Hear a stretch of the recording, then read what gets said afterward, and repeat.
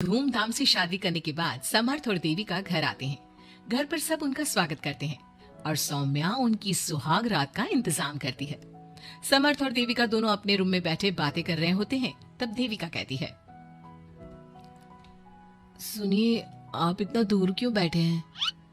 नहीं, कुछ नहीं, बस थोड़ा सा थक गया हूँ। अगर आप कहें तो मैं आपका सर दबा दूं?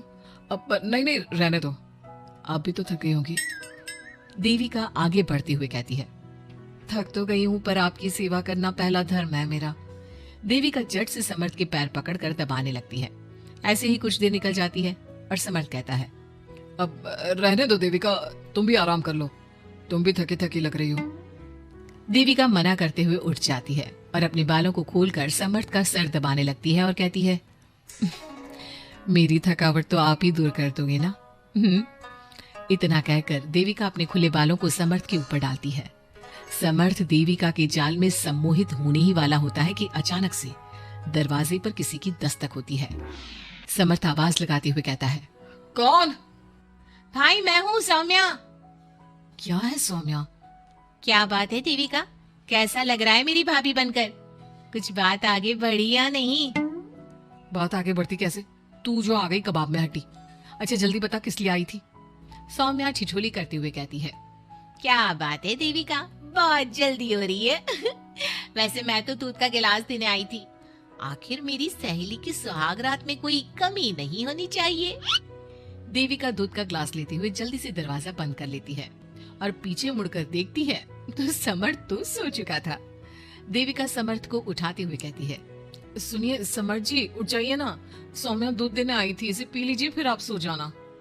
समर्थ नींद में उठता है और दूध पीकर फिर से सो जाता है। देविका उसके बगल में बैठी कहती है, सुनिए समर्थ जी, आज हमारी पहली रात है और आप सो रहे हो। समर्थ नींद में ही कहता है, देविका मैं बहुत थक गया हूँ, मुझे बहुत तेज नींद आ रही है, तुम भी सो जाओ। सोने के लिए तो पूरी रात पड़ी है, आप उठिए ना और कुछ देर मुझसे बात तो करिए। देविका जिद करते हुए समर्थ को आधी नींद से उठा देती है। समर्थ उठकर बैठ जाता है और कहता है, बोलिए देविका जी, आपका हुक्म सर आंखों पर। सुनिए, मैंने सुना है कि पति अपनी पत्नी को पहली रात कोई तोहफा देता है, आप मेरे लिए कुछ नहीं लाए क्या? वो मैं कैसे भूल सकता हूँ, लाया हूँ पर वो दूसरे रूम में रखा है। तो दिखाइए ना क्या लाए हैं। अरे अभी तो कहा कि तुम्हारा गिफ्ट दूसरे रूम में है, तो जाकर लेकर आइए ना। अगर अभी गया तो घर के सब लोग जाग जाएंगे और 10 तरह के सवाल जवाब करेंगे, मैं सुबह दिखाता हूँ ना। समर्थ इतना कहकर लेट जाता है और लेटे लेटे देविका से कहता है, अच्छा सुनो देविका, मुझे बहुत नींद आ रही है, मैं सो रहा हूँ, तुम भी सो जाओ। देविका समर्थ की बात सुनकर कहती है, आपको तो हमारी पहली रात की कुछ पड़ी ही नहीं है। इतना कहकर देविका भी उसके करीब आकर लेट जाती है और सो जाती है। अगली सुबह अधीरा समर्थ के रूम में सफाई करने आती है और देविका को उसके करीब लेटा देख रोने लगती है। रोने की सिसकी सुनकर समर्थ की आंख खुल जाती है। वो उठकर देखता है कि अधीरा उसके कमरे में रो रही है। उसे देखते ही समर्थ बहुत गुस्से में आ जाता है और अधीरा से कहता है, अधीरा, तुम सुबह सुबह क्यों रो रही हो? तुम्हें यहाँ नहीं आना चाहिए था, जाओ यहाँ से। समर्थ अधीरा का हाथ पकड़कर रूम के बाहर कर देता है और कहता है, अब बिना दरवाजा नॉक किए अंदर मत आना।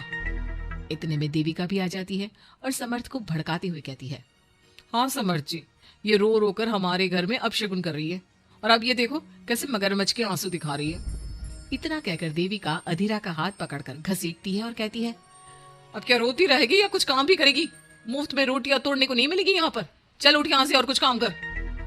अधीरा वहां से उठकर रोते रोते चली जाती है और जाकर रसोई में सबके लिए चाय बनाती है और चाय जाकर पहले अपनी सास को देती है। चाय पीते ही मंजू अधीरा को गुस्से से कहने लगती है, लगता है मुझे मारने की साजिश कर ली है। अरे अभी तक तूने ढंग की चाय बनाना नहीं सीखा, इतनी मीठी चाय बनाई है कि कहीं मैं शुगर की बीमारी से मर ही ना जाऊं। अरे जा जाकर तू मर कहीं। अधीरा मंजू की बात सुनकर दुखी होती है। इतने में सौम्या वहां आ जाती है और कहती है, ये लो, महारानी अभी यहीं बैठी है और मैं पूरे घर में देख आई। अरे ओ महारानी, यहाँ बैठकर किसका मातम मना रही हो? उठ यहाँ से और जाकर हमारे कपड़े धो, बहुत कपड़े पड़े हैं धोने को। अधीरा वहां से कपड़े धोने चली जाती है और बैठे बैठे खुद को कोसने लगती है। हे भगवान, मुझे उठा ले तो अच्छा है, मैं थक गई हूँ इस जिंदगी से। ऐसे ही कुछ दिन निकल जाते हैं। अब समर्थ भी अपने काम पर जाना शुरू कर देता है।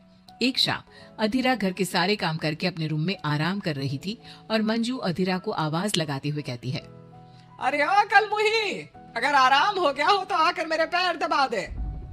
देविका उस समय वहीं से गुजर रही थी और समर्थ का घर आने का टाइम देखकर देविका मंजू से कहती है, माँ जी सुनिए, आप कहें तो मैं दबा दूं आपके पाँव। पता नहीं अधीरा कहाँ है। देविका मंजू के पाँव दबाने बैठ जाती है और कुछ ही टाइम बाद समर्थ भी वहां आ जाता है और देविका को माँ के पाँव दबाते देख बहुत खुश होता है। वो सीधे अपने कमरे में चला जाता है। समर्थ को देख मंजू देविका से कहती है, अच्छा सुन, जाकर खाना लगा दे, और समर्थ थक कर आया है ऑफिस से, जाकर उसे पानी को पूछ ले। देविका उठकर समर्थ के लिए खाना लगा देती है और रात में समर्थ और देविका सोने की तैयारी करते हैं। समर्थ कहता है, अच्छा देविका सुनो ना, मेरे पास आकर बैठो जरा। अरे पापा, मैं बहुत थक गई हूँ, मुझे नींद आ रही है। अरे आओ तो सही, आज तो मैं माँ के पाँव दबाते देखकर बहुत अच्छा लगा। अच्छा क्यों नहीं लगेगा भला? पूरा दिन घर के काम किए हैं और शाम को माँ की सेवा, पर मेरा तो कोई हाथ बांटने वाला भी नहीं है घर में। क्यों? अधीरा और घर के बाकी लोग कहाँ जाते हैं? अधीरा की तो बात ही मत करो, वो महारानी तो बस मटर गश्ती करती रहती है और घर का सारा काम ना मुझे ही करना पड़ता है। मेरी तो किसी को पड़ी ही नहीं है, मैं तो सिर्फ एक नौकरानी हूँ इस घर में। अरे नहीं, ऐसा मत बोलो। क्यों ना बोलूं? आपने मुझे वादा किया था ना कि आप मुझे रविवार को फिल्म दिखाने ले जाओगे और कपड़े भी दिलवाओगे, पर आपने तो एक भी वादा पूरा नहीं किया। अच्छा बाबा, कल रविवार है, कल ही चलते हैं और तुम्हारी सारी शिकायत दूर कर देते हैं। खुश? दोनों सो जाते हैं और अगली सुबह समर्थ और देविका बाहर घूमने चले जाते हैं। अब समर्थ पूरी तरह से देविका के वश में हो जाता है। देविका जो कहती समर्थ वही करता। क्या समर्थ को कभी अपनी बहन और दूसरी पत्नी की सच्चाई पता चल पाएगी? अब क्या होगा अधीरा का?